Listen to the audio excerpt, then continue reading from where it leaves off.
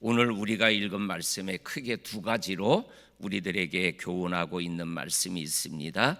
첫 번째는 기도에 관한 교훈이고, 하나는 교회 안에서 우리 여성들이 어떠한 믿음의 모습으로 생활해 나가야 되는가라는 것에 대한 교훈이 담겨져 있습니다. 첫째로 기도에 관한 교훈이 1절부터 9절까지 한 5가지 기도에 관한 말씀이 나와 있는 것을 보게 되어집니다. 첫째로는 1절에 모든 사람을 위하여 꼭 기도해야 된다라고 말씀하여 주고 계십니다. 그리고 두 번째로는 임금들과 높은 지위에 있는 모든 지도자들을 위해서도 우리가 꼭 기도를 해야 된다, 이렇게 말씀하여 주고 계십니다. 이렇게 1절과 2절에 있는 말씀을 다른 표현으로 표현하면, 우리가 기도 생활하는데 우리의 기도 속에 기도하지 않아도 되는 사람은 없다라고 우리들에게 말씀하여 주고 계십니다. 우리의 가족을 위해서, 우리의 교회를 위해서, 우리의 나라를 위해서도 기도하지만, 또한 우리가 일상으로 내가 생각할 때는 이런 것들은 기도하지 않아도 된다라고 생각하는 것조차도 우리는 하나님 앞에 기도할 수 있어야 된다. 예를 들면 원수를 위하여 기도할 수 있는 기도, 원수를 용서할 수 있는 기도, 이 기도도 우리의 기도 속에 포함되어 있어야 되는 사람을 향한 우리의 기도다라는 것을 오늘 1절과 2절은 우리들에게 말씀하여 주고 계십니다. 그리고 세 번째로는 4절에 하나님은 모든 사람이 구원을 받으며 진리를 아는 데 이르기를 원하노라. 이 4절 말씀은 이러한 말씀입니다. 모든 사람이 구원받기를 원하는 하나님의 마음을 가지고 구원을 위하여 기도할 수 있는 저와 성도님들이 되어야 합니다라는 그러한 말씀이 되는 겁니다. 우리가 기도 생활하는데 특별히 영혼 구원을 위한 기도, 이 기도는 우리들이 항상 하나님 앞에서 해야 되는 기도임을 우리들에게 말씀하여 주시고, 요 4절 하나님의 마음으로 사람이 구원받기를 원하며 기도하는 기도가 얼마나 중요한가라는 것에 대하여 5절과 6절이 우리들에게 말씀하여 주고 계십니다.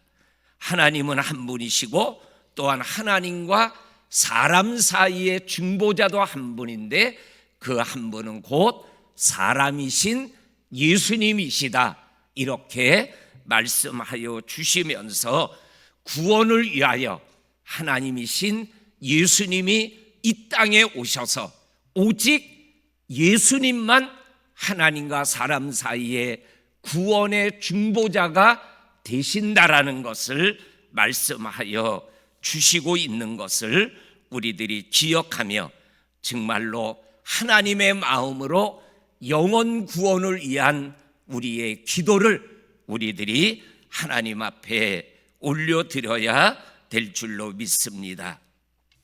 그러면서 오늘 6절에서 또한 영혼 구원을 위하여 기도해야 되는 그러한 기도의 모습을 오늘 우리들에게 말씀하여 주시는데, 6절에 그가는 예수님을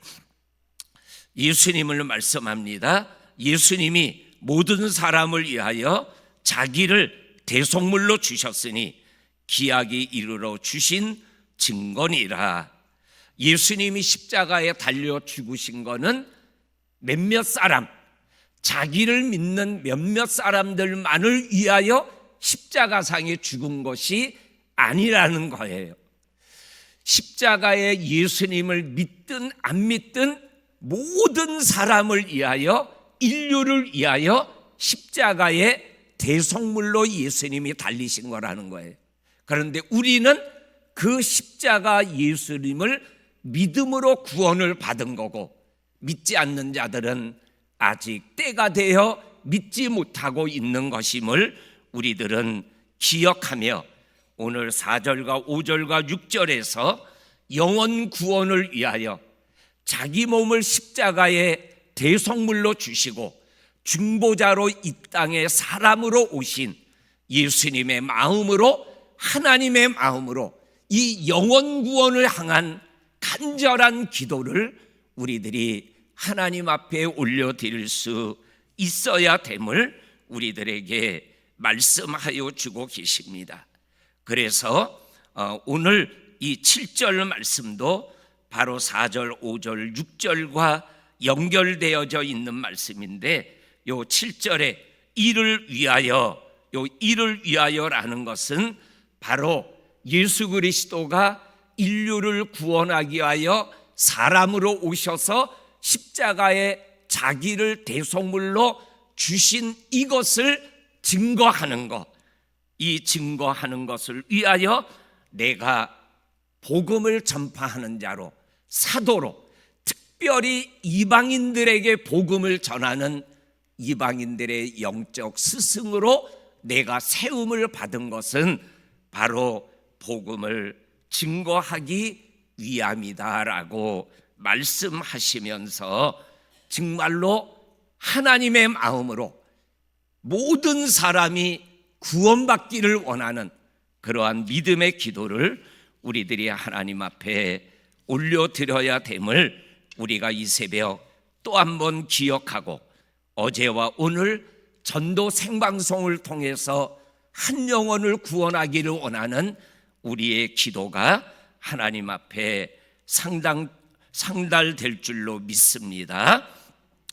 그 다음에 네 번째로 기도에 관한 교훈이 8절에 그러므로 각처에서 남자들이 분노와 다툼 없이 거룩한 손을 들어 기도하기를 원하노라. 다시 말하면 남자들이 하나님 앞에 기도하는 기도를 우리들에게 말씀하여 주고 계십니다. 분노와 다툼은 기도를 멈추게 하는 요소가 돼요. 그래서 그거를 내려놔야 거룩한 손을 들고 하나님 앞에 기도하는 기도의 자리로 나갈 수 있습니다. 이렇게 말씀하여 주고 계십니다. 그리고 더 나아가서 다섯 번째로 또 이와 같이 9절에 나오는 또 이와 같이 여자들도, 또 이와 같이는 8절에 각처에서 남자들이 분노와 다툼을 내려놓고 거룩한 손을 들고 기도하는 것처럼 여자들도 그렇게 기도해야 된다, 이렇게 말씀하여 주고 계십니다. 그렇습니다. 기도에 남자 여자가 구분 없고 모두가 기도하는 삶을 하나님 앞에서 생활해 나가야 된다라는 것을 오늘 8절과 9절이 우리들에게 말씀하여 주시고 계십니다. 그 다음에 크게 두 번째로 오늘 9절부터 15절까지는 우리 여자들이 어떠한 모습으로 믿음의 삶을 생활해 나가야 되는가라는 것에 대하여 말씀하여 주고 계십니다. 이거는 남자 여자를 차별하는 말씀이 아니고 그 당시에 시대적 문화에 따라서 말씀하여 주시는 말씀이기도 합니다. 오늘 9절 말씀에 보면 이와 같이 여자들도 단정하게 옷을 입으며 그리고 소박함과 정결함으로써 자기를 단정하고 따은 머리와 금이나 진주나 값진 옷으로 단장하지 말아라. 그리고 오직 선행으로 오직 선행으로 하기를 원하노라라는 이 말씀, 외모를 단장하는 것보다 내면을 단장하는 것이 더 중요한 것이다, 이렇게 말씀하면서 그러한 내적인 모습이 외적인 행동을 결정하는 것이라고 말씀하여 주시고 계십니다. 이 말씀을 다른 말씀으로 표현하면 경건의 모양은 있지만 경건의 능력이 없는 삶을 살아가면 안 된다라는 말씀을 우리들에게 해주시고 있는 것입니다. 이것이 바로 하나님을 경외하는 자들의 마땅한 모습이다.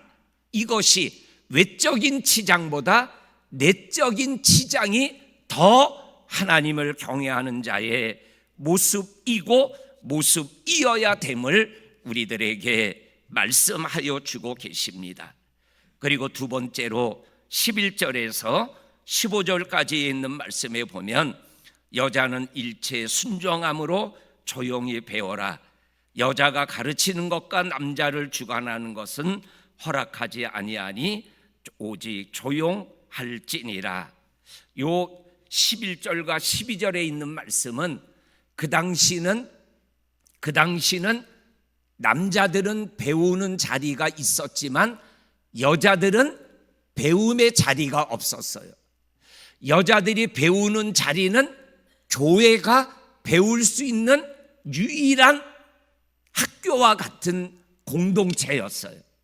그래서 교회에서 가르침을 받는데 말씀을 가르침을 받잖아요. 말씀을 가르침을 받는데 요 11절과 12절은 디모데전서 1장 7절에 있는 말씀과 연결되어 있는 말씀이에요. 1장 7절에는 어떠한 말씀이 나오냐면 율법의 선생이 되어서 말하고 확증하는 것조차도 깨닫지 못하고 말하고 확증하려고 하는구나.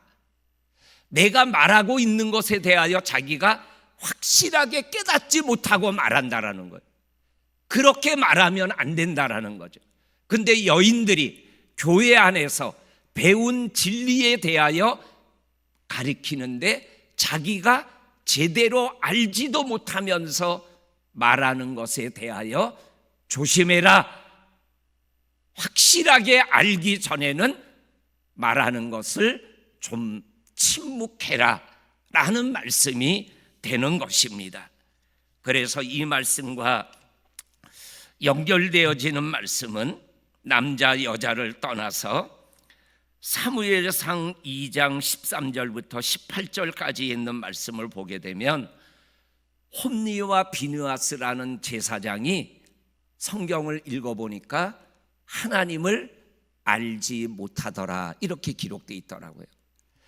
하나님을 알지 못하고 제사장 역을 감당하니까 백성들이 하나님 앞에 제사를 드리겠다고 가지고 온 예물들을 하나님 앞에 드리기도 전에 자기가 삼지창으로 찍어가지고 나온 고기를 자기 것으로 하고 나머지를 하나님 앞에 제사 드리라고 얘기를 하는 거예요. 그러니까는 하나님을 알지 못하는 제사장이 제사를 드리니까 사무엘상 2장 18절 말씀에 보니까는 하나님의 제사를 멸시하였더라 이렇게 기록되어 있더라고요. 알지 못하고 말하고 알지 못하고 행동하면 하나님을 위한다고 하는데 하나님을 위한 것이 못 되는 거예요. 그리고 하나님을 멸시하는 것이 되더라는 거예요.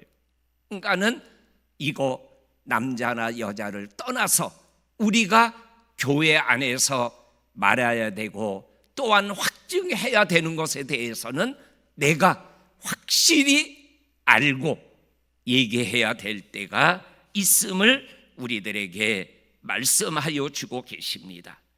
그러면서 13절 14절 이는 아담이 먼저 지음을 받고 그 다음에 아담이 속은 것이 아니라 여자가 속아 선악과를 따먹었기 때문이다 라고 말씀하며 15절에 여자들이 만일 정숙함으로 믿음과 사랑과 거룩함에 거하면 그의 해산함으로 구원을 얻으리라 이 말씀은 오해하기가 조금 쉬워요.